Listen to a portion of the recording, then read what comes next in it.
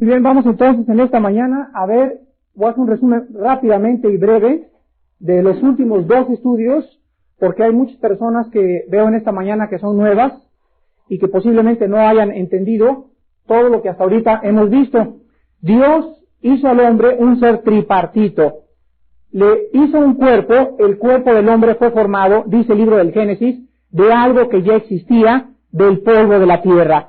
En el Selecciones del mes de enero de este año, leen ustedes un artículo que se llama "Y la Biblia tenía razón", donde los científicos descubren, después de tanto tiempo, que los 4 gases que tiene la Tierra y los 17 elementos químicos que tiene la Tierra son exactamente los gases y los elementos químicos que forman el cuerpo del ser humano. Y entonces comienza ahora la misma ciencia, la arqueología, la geología, la genética, a descubrir que realmente el relato de la creación de Dios, de acuerdo al libro del Génesis, es más factible y es más comprensible y es más racional que el poder decir que venimos del chango. Entonces, Dios, dice la Biblia, nos hizo en la tierra y dentro del hombre sopló 2 clases de vida. La vida intelectual, o sea, la mente, lo que se llama en la Biblia la mente o el alma, o el intelecto. Por medio de esta vida, el hombre tenía conciencia de sí mismo. Decía Sócrates y Demóstenes: pienso, luego existo, tiene que haber una justificación, esta justificación tiene que estar más lejos de mí, esta justificación tiene que ser un Dios. Los filósofos griegos, Aristóteles, Demóstenes, Cicerón, Sófocles, absolutamente todos creían en un Dios. Era la cuna de oro, el siglo de oro de la filosofía. Y ellos, sin conocer la Biblia y sin conocer tampoco a Cristo ni ninguna otra predicación, a través de una línea de lógica elemental, llegaron a la conclusión de que existe Dios. Encontramos que los filósofos del siglo XX, el 95% de ellos, entre ellos Bertrand Russell, Jean-Paul Sartre, eran ateos. O sea, se degenera, y no podemos decir que la filosofía actualmente del siglo XX es mayor o sobrepasa la filosofía de los grandes filósofos 300 años antes de Jesucristo. Por eso vemos que hasta la misma filosofía tiende a la degeneración. Los filósofos más grandes del mundo fueron no cristianos, pero creían en un Dios. Los filósofos del siglo XX niegan la existencia de Dios. Ese es el degeneramiento de la mente del ser humano. Muy bien, y aparte de que Dios puso una conciencia en el hombre de sí mismo y del universo que le rodea, Dios puso también dentro del hombre un espíritu. Y precisamente el espíritu dentro de nosotros es lo que hace la diferencia entre nosotros y los animales. Una vez, cuando fui a la Universidad Autónoma de México y cuando estuve en los PIPS en el Politécnico, en la Universidad de Psicología allá, en la Calzada Zaragoza, en el Tecnológico de Monterrey, siempre he hecho la misma pregunta a los estudiantes: ¿quién me puede decir la diferencia entre el animal y el ser humano? Allá por alguien grita la cola, otros gritan la crin, otros dicen por los dientes, otros dicen la estructura ósea, pero sin embargo no hay en el mundo ningún libro que te diga la diferencia entre los animales y entre el hombre, porque de acuerdo a la sabiduría humana nosotros somos animales. Pero la Biblia dice que la diferencia entre nosotros y los animales es que Dios hizo al hombre a su imagen y semejanza. Esto es, los animales tienen mente, los animales tienen en cierto grado razonamiento. Ya les he explicado a ustedes los experimentos que han hecho con changos, que le pusieron a un chango una vez una penca de plátanos en una jaula y cajas vacías. Entonces el chango, al no alcanzar los plátanos, ¿saben lo que hizo? Puso una caja arriba de la otra. Se subió a la tercera caja y alcanzó los plátanos. Esta es una forma de razonar. Entonces también los animales tienen en cierto grado razonamiento. Entonces la diferencia entre nosotros y los animales es que el hombre tiene dentro de sí, escuchen esto, conciencia de lo intangible. El ser humano tiene la eternidad en el corazón y la misma experiencia de la historia nos muestra que esto es una realidad. Les decía anteriormente que no ha habido una sola civilización, una sola tribu, una sola raza que no haya adorado a un Dios. ¿Ustedes han visto alguna vez a los conejos hacer un altarcito? ¿Han visto a las chinches juntarse por ahí, poner una mosca y adorarla como la diosa mosca? ¿Han visto a los mismos chimpancés levantarse un plátano así gigante dorado de plátano? Pues los hombres sí, tanto los más salvajes, los jíbaros de Brasil, los naucas de Ecuador, los chichimecas, los olmecas, los mayas, todos, aunque no tenían un dios, se lo construían y se ponían al sol o a la luna o una jirafa, pero el hombre es incorregiblemente religioso porque el hombre fue criado con la eternidad en su alma. Los egipcios enterraban a los muertos y les ponían la comida, les ponían la espada, algo les decía en su conciencia. algo les decía que había vida después de la vida. Ahora ahí está el jefe de investigaciones de cardiología de Houston, del hospital más grande del mundo en cardiología, y acaba de publicar un libro que se llama Más allá del umbral de la muerte. Este doctor, el jefe de cardiología de Houston, no es cristiano. ¿Y saben ustedes de qué se trata el libro? De 35 años de que él ha pasado en las camas de los pacientes y de lo que los pacientes han dicho antes de morir. Y este libro dice que absolutamente el 95% de los pacientes en estado de coma o en estado cataléptico han tenido conciencia del mundo que los espera. Y él dice en su libro que todos los pacientes dicen, vienen por mí, ahí nos vemos, hay una luz, me voy. Pero todos los casos de él dice que le han asombrado. Y él está ahorita por primera vez leyendo la palabra de Dios. Porque no ha encontrado ningún otro libro que le pueda dar realmente datos e información de la vida después de la vida. Entonces la Biblia, pues, es la palabra de Dios, y por eso la Biblia nos dice que Dios puso en el hombre el Espíritu, por medio del cual Dios podía comunicarse con el hombre, porque dijo Cristo en Juan 4:24, Dios es Espíritu. Y los que le adoran, es necesario que le adoren en Espíritu.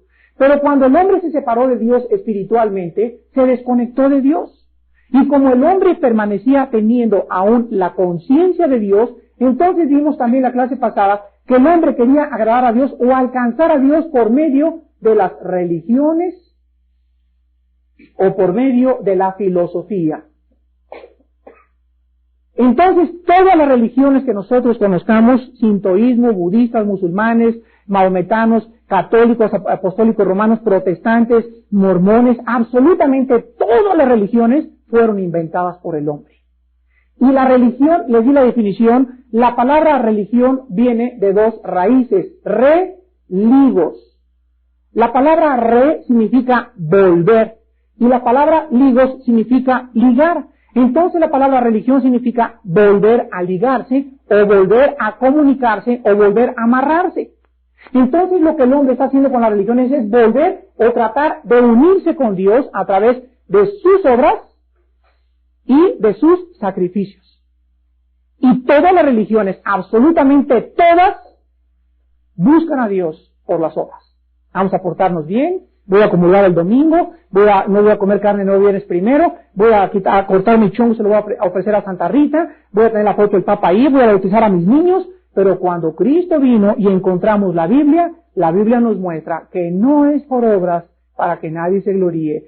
Sacrificios, dice la Biblia, los detesto, dice el Señor. Es por gracia para que todos sepan que es Dios el que nos está buscando y no nosotros el que estamos buscando a Dios.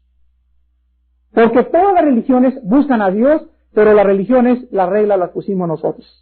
O sea, yo soy católico, pero puedo tener mi amante, puedo robar en mi trabajo, puedo decir groserías, puedo hacer pero soy católico, apostólico romano, persignado y confirmado.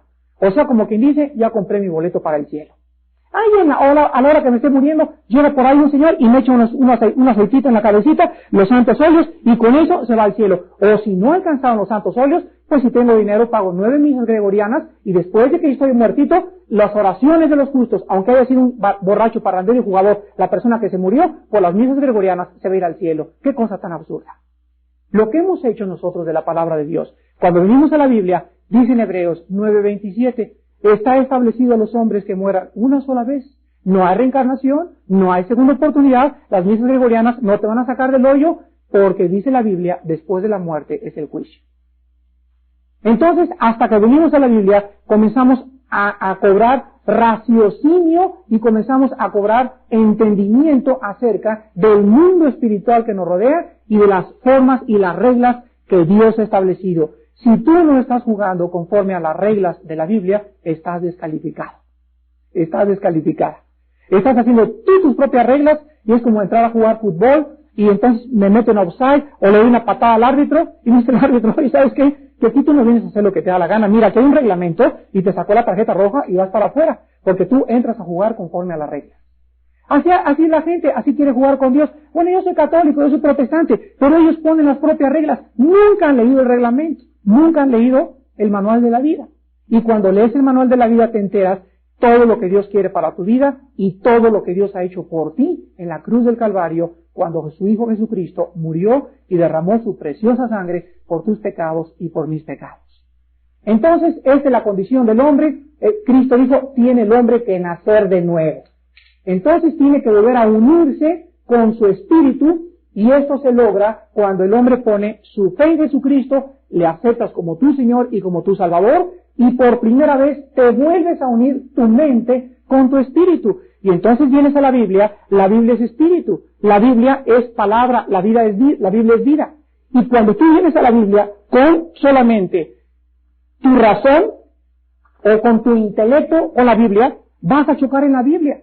Porque la Biblia no puedes venir con la razón, ni con la mente tampoco, porque chocas, porque dijo la Biblia, dice Cristo, las palabras que yo os he escrito y que os he dicho son espíritu y son vida. Entonces tú tienes que nacer de nuevo, te tienes que convertir, tienes que sufrir una transformación interior, y esto lo lleva a cabo el Espíritu del Dios vivo.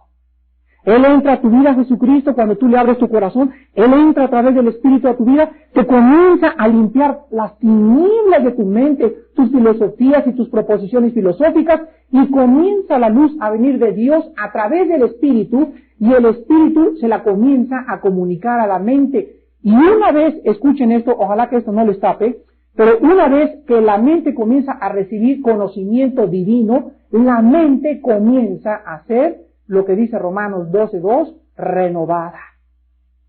Ya comienzas a pensar como Dios, ves el mundo como Dios, ves las fiestas como Dios, ves la vanidad, ves lo absurdo de vivir solamente para hacer dinero, lo absurdo de la sociedad, lo absurdo de todo. Comienzas a ubicarte en una perspectiva de donde comienza a gobernarte la paz de Dios. Y una vez que tu mente comienza a ser renovada o transformada, la mente comienza entonces a dominar las pasiones del cuerpo. Ya vimos en clases anteriores también que no es verdad que la razón gobierne al hombre. El hombre no es gobernado por su razón, el hombre es gobernado por sus pasiones que combaten en sus miembros. Si el hombre fuera gobernado por la razón, no habría guerras. Si el hombre fuera gobernado por la razón, no habría Organización de las Naciones Unidas. Si el hombre fuera gobernado por la razón, el hombre no le pondría los cuernillos a su esposa.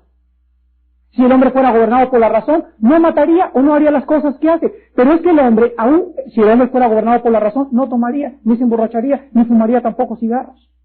¿Por qué? Porque es un suicidio, es como tasajearte. Todo lo que hacemos es para nuestro propio daño. Pero cuando el hombre se da cuenta que aquí te dice estás mal, pero hay otra ley en mi cuerpo que me lleva y me arrastra y me gobierna, me doy cuenta que soy un esclavo de mis pasiones. Una vez me dijo una muchacha, una cruzada que tuve allá por Tabasco, les di un mensaje sobre la Biblia y el sexo y el noviazgo, y llega una muchacha y me dice, como de 17 años de edad, oiga señora Alducin, yo soy libre y yo hago lo que me da la gana. Y le dije, mira muchachita, tú no eres libre, eres esclava de tus pasiones. Y llegó otra amiguita por ahí y le dice, sí cierto, tiene 5 novios. Entonces esa muchacha creía que por andar con 5 novios era libre, pero realmente no se daba cuenta que ella era una esclava de sus propias pasiones. Vean lo que dice Romanos capítulo 6, versículo 16, Romanos 6:16, dice la Biblia, ¿no saben que si se someten a alguien como esclavos para obedecerle, sois esclavos de aquel a quien obedecéis, sea del pecado para muerte, o sea de la obediencia para justicia? Yo les platiqué también una vez de un muchacho de 17 años de edad, que lo retrataron en un hospital de Chicago, y antes de entrar al quirófano, iba uno de los enfermeros fumando, y le agarró el cigarro antes de entrar al quirófano. El muchacho lo iban a operar de cáncer en el pulmón, y el muchacho agarró el cigarro, y entonces dijo antes de entrar al quirófano, este ha sido mi amo durante 7 años. O sea, él comenzó a fumar desde que tenía 10 años de edad. Y así le dijo el cigarro, este ha sido mi amo. O sea, una persona se creen muy libres, los jóvenes, y se creen que es real, pero es que ellos no han comprendido que el libertinaje no es libertad. Una cosa es ser libre, y la palabra libertad es la siguiente: libre es hacer lo que debes hacer, libertinaje es hacer lo que te da la gana. Y cuando tú eres libertino o libertinaje, o quieres vivir poniendo tú tus propias reglas, te conviertes, sin que tú te des cuenta, en esclavo de tus propias pasiones. Entonces, esto es lo que Cristo dijo: necesitas el Espíritu de Dios dentro de tu espíritu para que comience a renovar tu mente y a controlar tus pasiones y tu cuerpo. Por eso vemos que el último fruto del Espíritu en Gálatas 5:23 es el dominio propio. Porque lo más difícil que existe es dominarse, es controlarse. Dice la Biblia que cualquier hombre que domina sus pasiones es un hombre en toda la extensión de la palabra. Y vemos que el hombre sin Cristo se para en el periférico y se golpea con cualquiera. Es macho y se lía, porque en esto está realmente mostrada la hombría. Pero el hombre, en toda la extensión de la palabra, desde la perspectiva divina, es el hombre que sabe controlar esas fuerzas ingobernables por la mente, pero que el Espíritu las puede gobernar dentro de ti. Muy bien, en esta mañana quiero hablarles a ustedes de algo muy importante, y es acerca de la renovación de la mente que comenzamos a verlo hace 2 semanas, y las 3 etapas de la salvación. ¿Cuál es el propósito de Dios al habernos llamado? ¿Por qué Dios, cuando nos convertimos, no hubiera sido más fácil que nos hubiera llevado con Él como al ladrón junto a la cruz? Al ladrón junto a la cruz: Señor, acuérdate de mí cuando vengas en tu reino. Cristo se voltea y le dice: en verdad te digo que hoy estarás conmigo en el paraíso. Qué padre, ¿no? El ladrón no tuvo que quedarse aquí a luchar contra la carne, ni a renovar la mente, ni nada. Inmediatamente se fue con el Señor. ¿Y nosotros por qué nos ha dejado Dios? ¿Cuál es el propósito principal de Dios con sus hijos? Vean Romanos capítulo 8, en primer lugar. Romanos capítulo 8. Y vamos a ver en el versículo 29 cuál es el principal propósito de Dios al habernos salvado, al habernos llamado, al estarnos guardando con su poder. ¿Cuál es el propósito de Dios cuando nos vayamos? ¿Saben ustedes que cuando tú te mueras no te vas a llevar ni tus botas, ni tu coche pachucón que traes de afuera estacionado con rines de magnesio, ni tu traje Roberts, ni tus zapatos Floor Shane, ni tus rorras por ahí que te llevas en la zona rosa? No te vas a llevar nada absolutamente, ni la compañía de seguros que tú hiciste, ni la compañía de Woody Shuskari de la cual tú eres director. Todo absolutamente en este mundo va a ser pasado por el fuego. ¿Qué es lo único que nos vamos a llevar? El conocimiento. El conocimiento nada más. Por eso hay escuelas, por eso la Biblia nos fue dejada, por eso tenemos hambre de la palabra de Dios, porque cuando lleguemos a la otra vida, va a haber también igual los que pasaron de panzazo, los que pasaron con 8 y los que pasaron con 10. Entonces hay muchos cristianos que dicen: bueno, es que yo nada más con ser salvo me conformo, con que llegue de panzazo al cielo, ya con eso. Pero es muy equivocado, porque acuérdate aquí en la escuela, cuando pasas de panzazo a la secundaria, pasaste, pero no es cierto que vas a tener que estudiar 3 veces más. Vas a tener que estudiar 3 veces más, y los que siempre se prepararon y siempre fueron a la escuela y tuvieron tiempo de quemarse las pestañas y no fueron a fiestas, ¿todo por qué? Porque querían llegar a ser hombres de provecho y tener una profesión y no ser de los miles de mediocres que tiene México de arquitectos y de doctores y ingenieros. ¿Por qué? Porque todos comprando los títulos, todos pasando de panzazo, todos yéndose haciendo huelgas, o sea, ya no estudian, no les importa poco estudiar. Pero si tú realmente estás preocupado en eso, vas a dedicar tu vida y el fruto de tu sacrificio lo vas a encontrar tarde o temprano. Por eso dice la Biblia que cuando tú llegas al cielo de panzazo, no es solamente de que llegaste, porque la Biblia nos enseña que muchos serán avergonzados en la presencia de Dios. Muchos se voltearán y lo querrán ver a Cristo, muchos van a comenzar, quién sabe, a unos Dios los pondrá en otras galaxias, otros como gobernantes, otros vendrán aquí a la tierra a reinar con Jesucristo, pero va a haber diferentes grados de recompensa y diferentes grados de galardones. Eso lo enseña 1 Corintios 3. Pero aquí en Romanos 8, 29, la Biblia nos dice el secreto por lo cual Dios nos llamó y qué Dios quiere de nosotros. Porque a los que antes conoció, también los predestinó para que fuesen hechos conforme ¿a quién? A la imagen de su Hijo, para que Él sea el primogénito entre muchos hermanos. ¿Qué quiere Dios hacer conmigo y contigo? Quiere conformar más y más dentro de mi espíritu la imagen de su Hijo Jesucristo. ¿Saben ustedes que cuando Jesucristo vino al mundo, Él vino a demostrarnos lo que Adán hubiera podido haber hecho si no hubiera caído?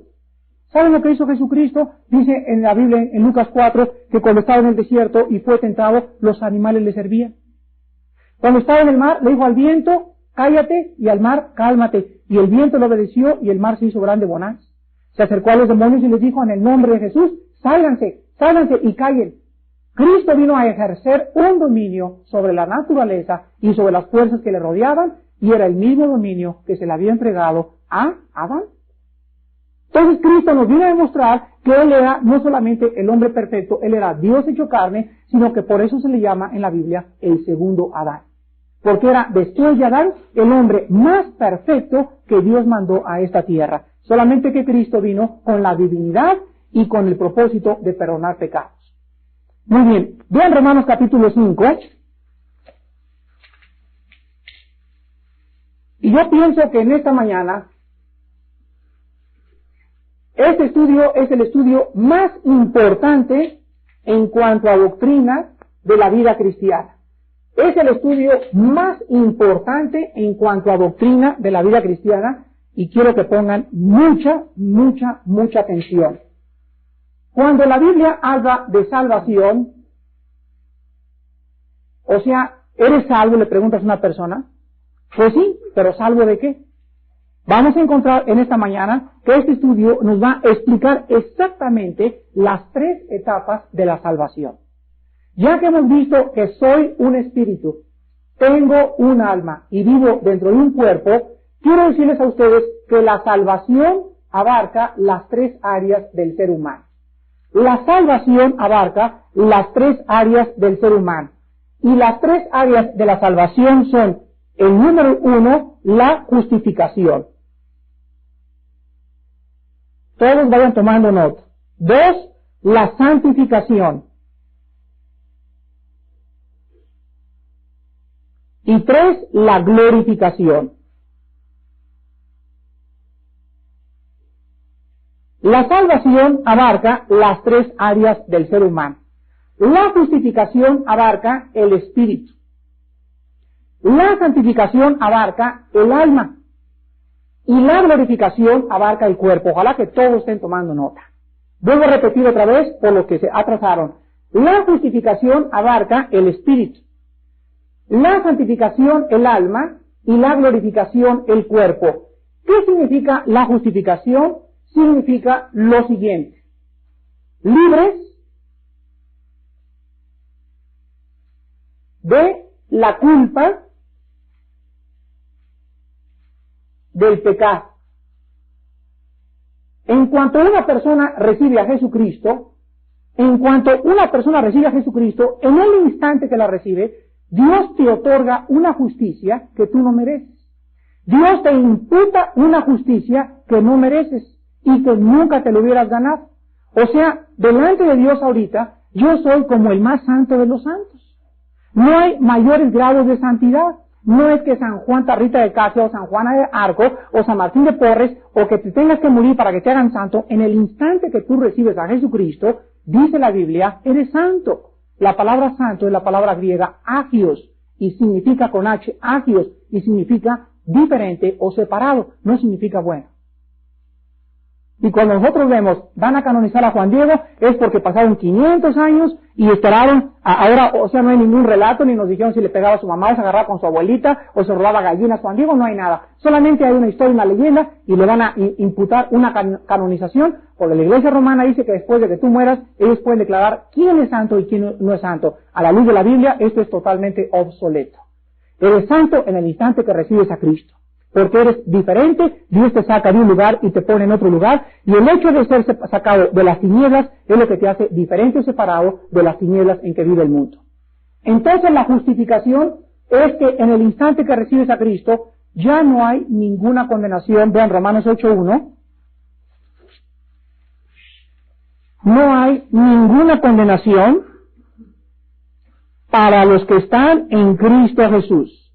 Ahora pues, ninguna condenación hay para los que están en Cristo Jesús. ¿Qué significa? Que en el instante que recibí a Cristo, Dios me perdona mis pecados pasados, mis pecados presentes y mis pecados futuros.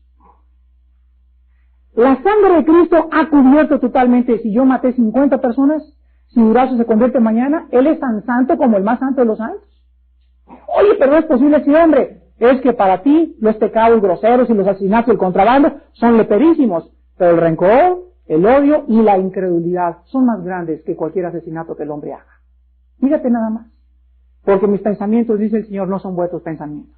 Entonces, en el nivel de Dios, todos los pecados tienen la misma categoría. No hay pecados veniales ni pecados mortales. El pecado es el pecado delante de Dios.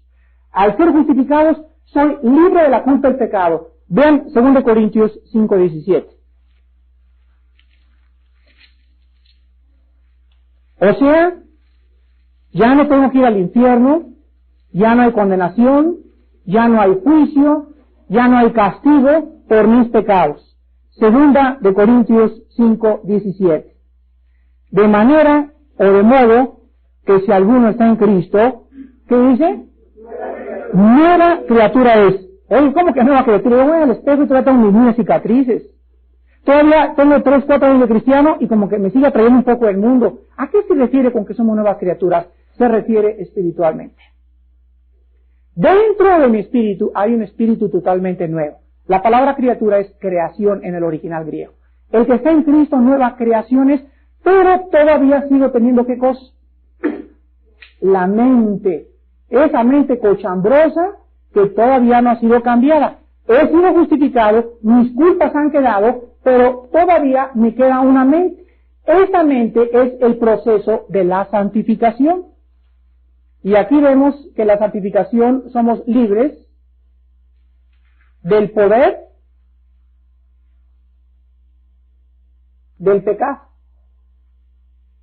La justificación cubre mis pecados pasados, no tienes por qué atormentarte, no hay mala conciencia de lo que hayas hecho, pero la santificación, o sea, el proceso en el cual estoy viviendo la vida cristiana, tiene como único objetivo comenzar a renovar mi mente.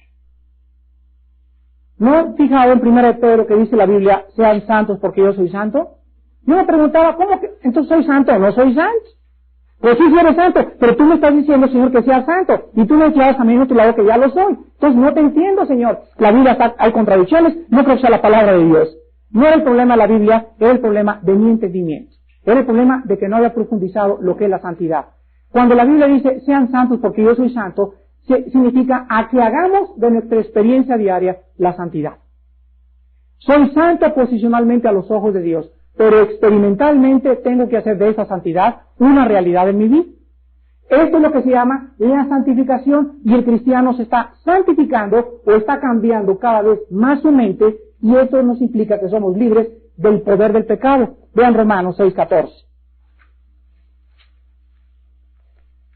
Romanos 6:14.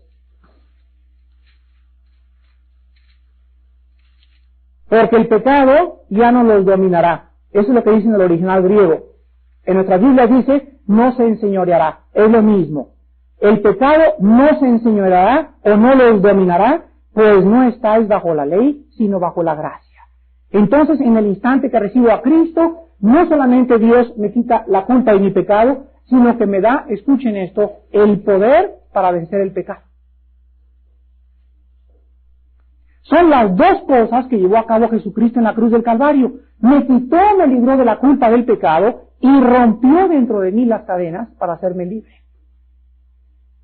Y ahora me viene el deseo de tomar, me viene el deseo de fumar, me viene el deseo de hacerle adulterio a mi esposa, me viene el deseo de hacer esto, me viene el deseo de aquella cosa. Antes, cuando no tenía el Espíritu de Dios dentro de mi espíritu, me dejaba dominar y me llevaba y me arrastraba. Pero ahora dice Dios, si tú te levantas en las mañanas y tienes tiempo conmigo y lees la Biblia y vas a estudios y cambias tu manera de pensar, cada vez tendrás más fuerzas para vencer la carne. Ay, hermano, tengo 2 años en Cristo y todavía tengo unas tentaciones grandotototas. Oye, ¿que tú eres el único que tienes tentaciones? ¿Qué crees que yo soy un ángel, soy San Gabriel o San Miguel? Que ya perfecto, ya hermano no tiene tentaciones. Todos son prendias. Entonces yo sé que si voy a Acapulco, voy a andar por la playa, puro bikini por allá. ¿Ustedes creen que yo voy a caer en la tentación? Sí, voy a caer en la tentación. ¿Cómo vas a caer en la tentación que no eres cristiano? Sí, pero acuérdate una cosa, que si me levanto y no cargo mis baterías con la palabra y con oración, caigo como cualquier persona que no tuviera a Cristo. La Biblia es como la batería. Y tenemos que venir todos los días a la Biblia para sacar de la Biblia nuestras fuerzas. Dicen en Efesios 6:10, fortaleceos en el Señor y en el poder de su fuerza. En el original griego dice, saquen fuerzas de Dios porque ustedes no tienen ninguna. Entonces, ¿qué hago al llegar a Acapulco? ¿Me pego a la batería? Mis fuerzas están acá. Yo no tengo absolutamente fuerzas. Mi sabiduría, mis fuerzas, mi consolación, mi dirección, mi protección y el poder que pueda mi vida tener, viene solamente y tiene un solo origen, la palabra de Dios. Entonces vengo a las mañanas y saco la fuerza aquí, me fortalezco, chupo la Biblia, saco todo lo que pueda, me pongo en oración 1 o 2 horas y entonces sí puedo caminar y enfrentarme con un mundo en el poder del Espíritu, porque el hombre interior que está dentro de mí es más fuerte que la carne. Hay otros cristianos que no han podido descubrir cuál es el secreto de la vida cristiana y quieren vencer en la carne. Entonces se levantan, no leen la Biblia, no oran. Y se proponen, me propongo no robar, me propongo no adulterar, me propongo no ver películas pornográficas, me propongo no ver ninguna muchacha por la calle. Y entonces cuando te haces muchas proposiciones y vas en la calle de repente, ¡boing!, los ojos se te saltan para un lado, para otro lado, y tus proposiciones y todas tus determinaciones, ¿en dónde están? Entonces llegas en la noche y dices, caray, soy un frustrado, no puedo vivir la vida cristiana. Voy a anunciarte y iré contigo hasta el final. Pero en verdad te digo que antes de que el gallo cante 3 veces me vas a negar. No es posible, Señor. Y cuando viene entonces la fuerza de los judíos y los soldados, cuando se acercan los soldados a Cristo, Cristo les dice, preguntan los soldados, ¿quién es Jesús de Nazaret? Y Jesús contesta, yo soy. Y cuando Jesús dice yo soy, se caen para atrás los soldados. Entonces Pedro dice, ya mi Señor con la pura palabra se los echa a todos, y saca su espada y le corta a un soldado la oreja. Entonces agarra a Cristo la oreja y se la pone. Y en lugar de que Cristo siga diciendo yo soy, o que lo sigan teniendo, Cristo se acerca y les da las manos para que se las amarren. Y cuando Pedro ve que su Señor, aquel que había tenido el viento y la marea y el mar, se entregaba como una oveja y no se defendía, le entró el cuscús. Y entonces dijo, yo no quiero saber nada. Y cuando comenzaron a llevarse a Cristo, que lo comienza a seguir de lejos. Lo comenzó a seguir de lejos. Y cuando nosotros también seguimos de lejos a Cristo, le podemos negar. Y lo llevaron con el pretorio, ¿tú has estado con este hombre? Y Pedro contestó, yo ni lo conozco. Yo ni lo conozco, yo ni lo conozco. Y en eso que canta el gallo, y voltea a Pedro a ver al Señor, y el Señor lo voltea a ver. Y Pedro recuerda, al ver los ojos de tristeza de Jesucristo, que él no era el hombre tan valiente como había creído que él era. ¿Cuál es el problema de Pedro? Que Pedro no tenía el Espíritu Santo. Pedro no tenía el Espíritu Santo, y Cristo les había dicho, recibiréis poder cuando haya venido el Espíritu Santo, y hasta que el Espíritu esté dentro de nuestras vidas, conoceremos el poder de Dios. ¿Cuántos de ustedes hacen igual que Pedro? Yo voy a ser un cristiano y voy a ir a estudiar a Guadalajara y voy a testificar por el Señor, etcétera, etcétera. No te hagas tantas determinaciones. Pasa más tiempo con la palabra. Pasa más tiempo en oración y por añadidura te vendrán tus fuerzas. No trates de hacerte determinaciones ni propósitos porque vas a caer, porque en la carne no podemos hacer nada. Entonces, somos libres del poder del pecado. No tiene por qué dominarme el pecado ya. No tiene por qué dominarme mis pasiones, ni el sexo, ni el dinero, ni el placer, ni los vicios, porque ahora tengo a alguien mayor que lo que me atraía antes, y es el Espíritu de Dios. Esto es la santificación. Y en último lugar, vean Santiago 1:21, la glorificación, libres de la presencia del pecado. Santiago 1:21. La glorificación tendrá lugar en el futuro. La glorificación tendrá lugar en el futuro cuando seamos como Él es. Dice aquí en Santiago 1:21, por lo cual desechando toda inmundicia y abundancia de malicia, reciban con mansedumbre la palabra implantada, la cual puede salvar vuestras almas. ¿Cómo que puede salvar mi alma? ¿Que no soy salvo ya? Entonces llegan unas personas que llaman los arminianos y dicen, la salvación se puede perder. Pero es que no entienden los 3 pasos de la salvación. Dice, por ejemplo, en otro lado, y es que tú puedes seguir entendiendo que estás salvando tu alma. Entonces vemos que la salvación tiene 3 etapas. He sido salvado de la culpa del pecado. Estoy siendo salvado del poder del pecado. Seré salvo de la presencia del pecado hasta que Él venga. Pasado, presente, futuro. He sido salvado de la culpa del pecado. Estoy siendo salvado del poder del pecado.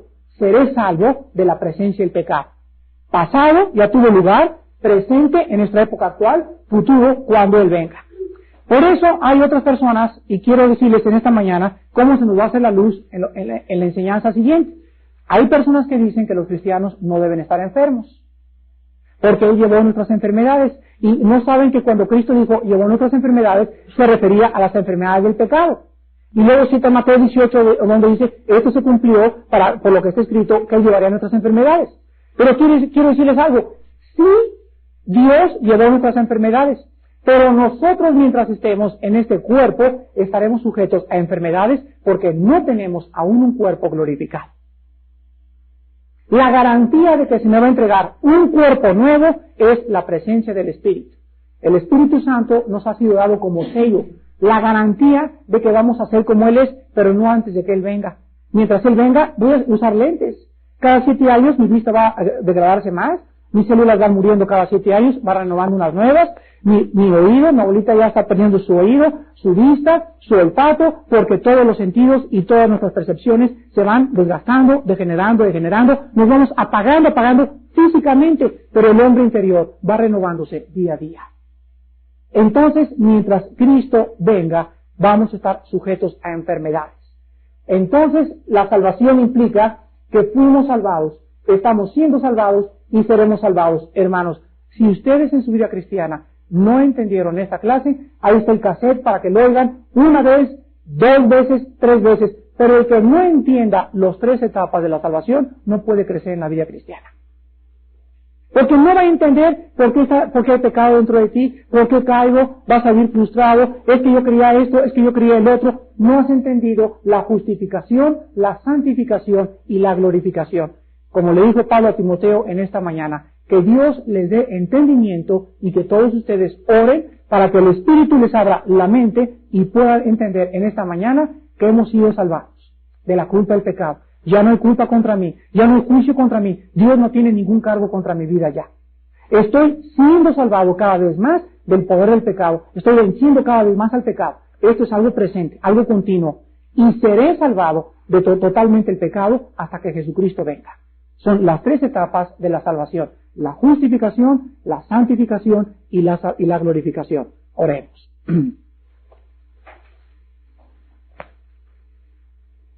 Señor, en esta mañana te damos las gracias, porque no hay condenación para el que está en Cristo Jesús. Ya no hay juicio, no hay infierno, no hay ningún delito en contra nuestra. Todo lo que existía en nuestra contra fue clavado en la cruz de Cristo. Cuando Él murió en la cruz, tú nos pusiste en Cristo Jesús. Cuando lo enterraron y le levantaron de los muertos, tú nos sepultaste y nos levantaste entre los muertos juntamente con Él.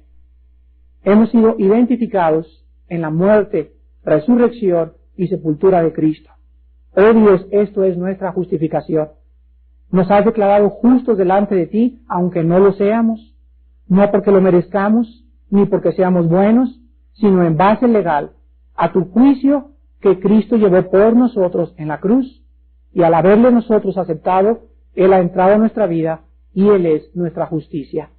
Tú nos ves ahora, no ya como nos veías antes, nos ves en Cristo, nos ves en Él clavados en la cruz, y por eso no puedes ya enjuiciarnos, porque para eso vino Él, para llevar nuestra culpa de nuestro pecado y nuestro juicio.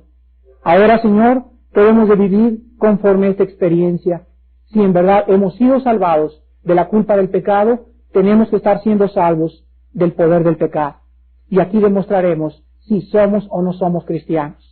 Los que no son cristianos, nunca hay santificación en ellos, cada vez están peor, cada vez se alejan más de tu gracia, pero los entendidos cada vez se purifican más, así como tú también eres puro.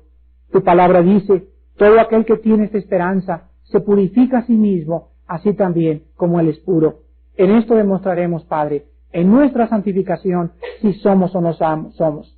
Tiene que haber más amor en nuestras vidas, más gozo, más paz, más dominio, más paciencia, más carga por las almas.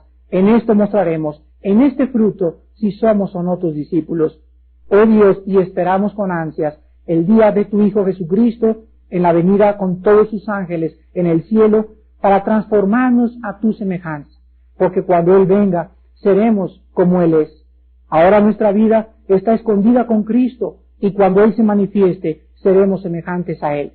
Señor, mientras ese día llega, nuestros cuerpos van envejeciendo, se van muriendo, pero nuestro espíritu se va renovando, porque este cuerpo, Señor, es solamente la caja, el envase, el frasco, donde guarda el tesoro que está dentro, que es tu espíritu. Oh Dios, que este hombre interior crezca y no miremos en el espejo el hombre exterior que decae día a día, sino el hombre interior que vas siendo cada vez más semejante a tu Hijo Jesucristo.